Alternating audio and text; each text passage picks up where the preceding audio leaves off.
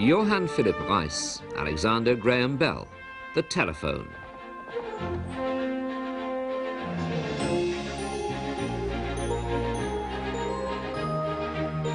There's nothing on Earth that can function with the speed of the telephone, yet there's no other device that is more accursed. That's how a critic at the turn of the century commented on the merits and drawbacks of the telephone.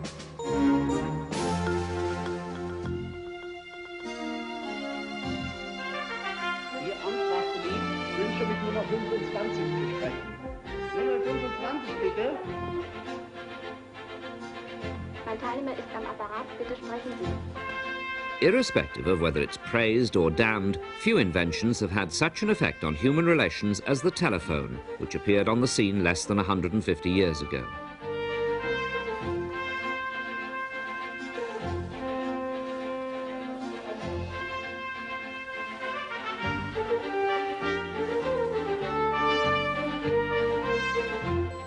This truly revolutionary invention was primarily the work of Alexander Graham Bell.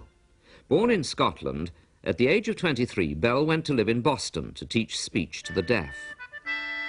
Together with his assistant, Thomas A. Watson, Bell also studied the characteristics of sound.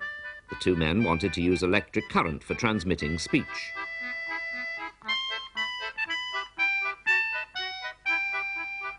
In 1875, they perfected the original model of their telephone. It made both men famous and earned Bell a fortune. Yet he never ignored the fact that the true credit for his invention belonged to someone else.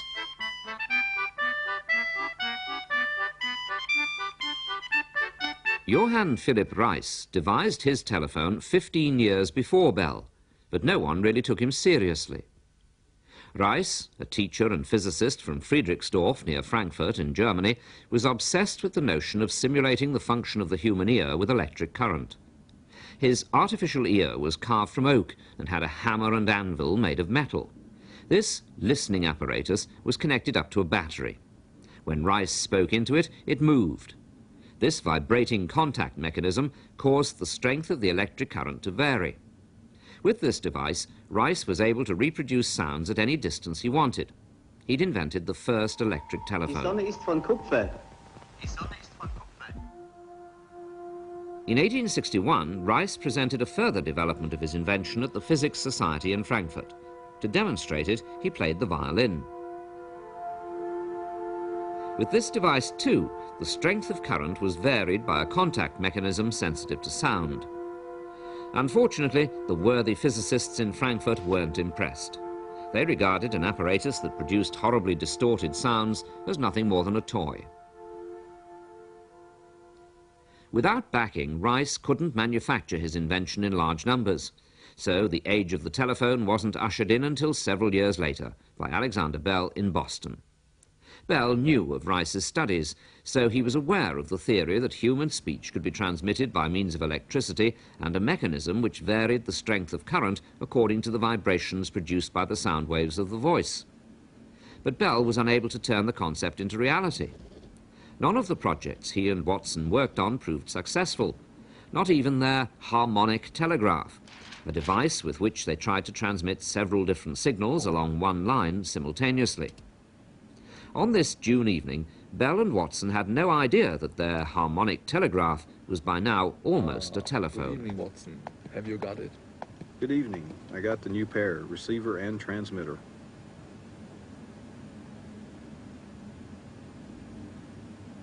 Very good. I made them exactly after your sketches.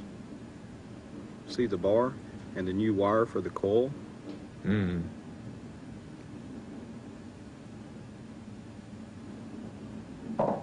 I really hope they work better than the last ones. That's what we'll see tonight. Please go in the other room and prepare for the first transmission. The harmonic telegraph had an electromagnet with a soft iron core. As soon as current flowed through it, the spring produced vibrations that could just about be heard. Before every attempt at transmitting, Bell and Watson had to attune the transmitter and the receiver exactly to each other. For months they'd been trying it without success, but on this particular evening, Bell was convinced that he'd heard a metal strip vibrate.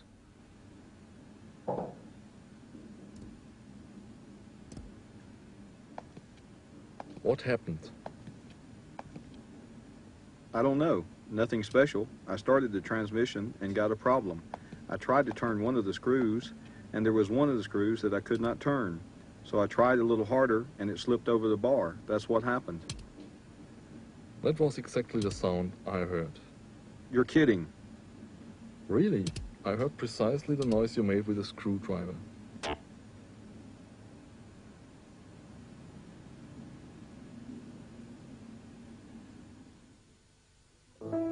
On March the 7th, 1876, Alexander Bell was granted a patent for his telephone. He beat his greatest rival by the narrowest of margins.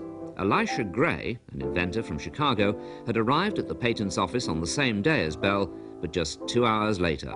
2 hours that cost him dear. For years, Gray fought Bell in the courts until in the end he received a modest settlement.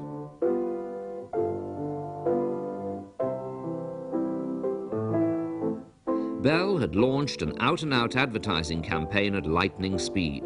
His talking machine was the undisputed sensation at the American Centennial Exposition of 1876.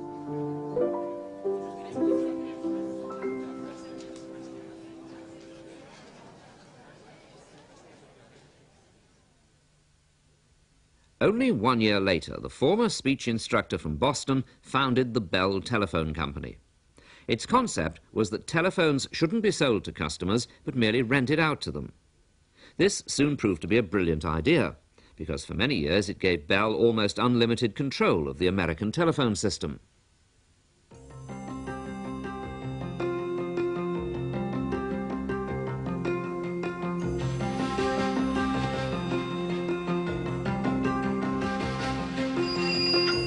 Five Boston bankers made telephone history by linking up to form the world's first telephone network.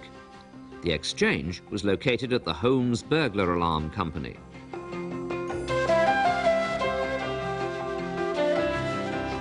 Shortly afterwards, Bell brought out the first telephone directories. Even a city like Boston had only a few dozen subscribers. But that soon changed. 3 years after it was founded, the Bell Telephone Company already had 50,000 subscribers. Major telegraph firms like Western Union obtained licenses from Bell and entered the telephone business. Soon, cities themselves were linked by long-distance lines. The network grew and grew.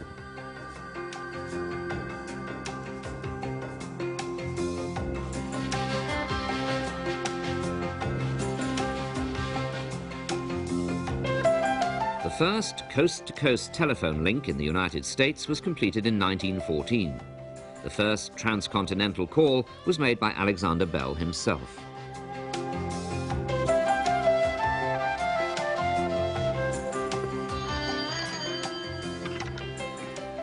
It only became possible to cover such distances when carbon granule microphones were used in the transmitter. Carbon granule microphones were in general use up until only a few years ago. Their big advantage is their high efficiency. The principle is simple. The sound waves of the voice cause the membrane of the microphone to vibrate. Mr. Watson, come here, I want you.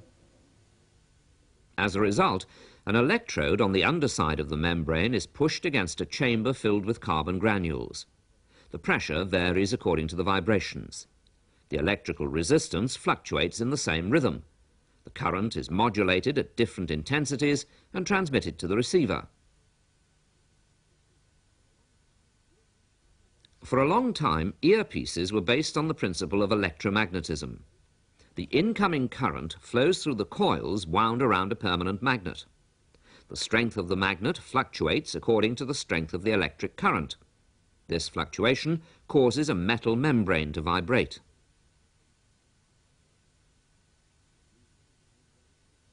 The movement of the membrane is transferred to the air. The caller's voice becomes audible. Mr. Watson, come here, I want you.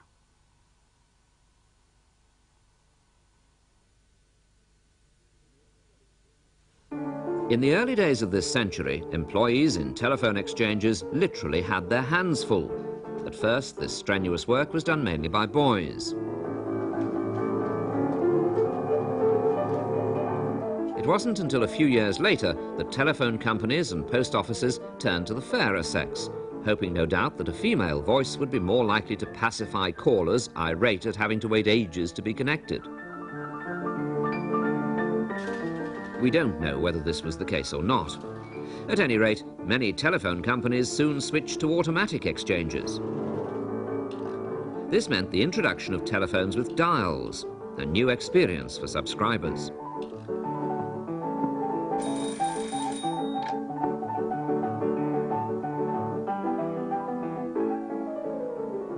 Now, nearly everything is different.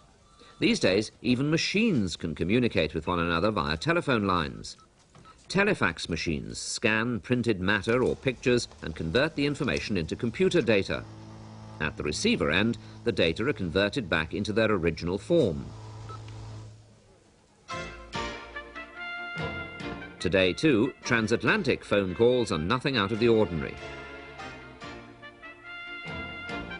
Yet that wasn't always the case. The first telephone cable across the Atlantic was laid in 1956, a gigantic project. Stretching from Britain to Canada, it had a total length of 3,619 kilometres. The thick copper cable, with its repeaters, could transmit 36 calls simultaneously.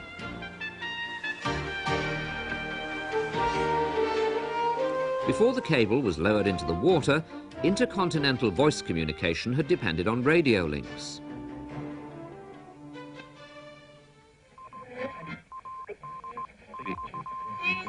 Hallo, Papa!